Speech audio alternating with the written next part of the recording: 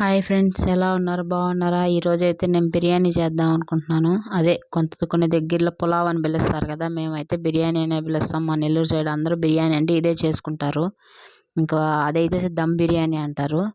ఎక్కువ ఇదే చేసుకొని తింటాం మేమైతే బయట ఫుడ్ ఎక్కువ తెచ్చుకోం. బిర్యానీ అంటే ఇంట్లోనే ఇదే చేసుకుంటాం. మాకు బయట ఫుడ్ పెద్దగా అలవాట్లేదు. ఎందుకంటే నూడిల్స్ అయినా ఫ్రైడ్ రైస్ అయినా ఏదైనా కానీ ఇంట్లోనే చేసుకుంటాం. ఎందుకంటే ఒకప్పుడు మాకు ఫ్రైడ్ రైస్ షాప్ ఉన్నింది కాబట్టి మాకు ఎలా చేసుకోవాలి ఏందనేది తెలుసు కాబట్టి మేము ఇంట్లో చేసుకుంటే మేము కొంచెం నీట్గా చేసుకుంటాం అనేసి మేము ఇంట్లోనే చేసుకుంటాము.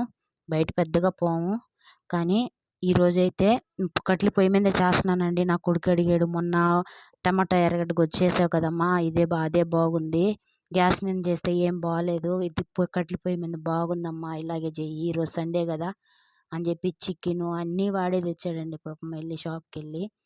అందుకనేసి నేను కట్ల పొయ్యి మీద బెడ్ అడిగితే ఎవరైనా చేయకుండా ఉంటారా, అందుకని చేశాను.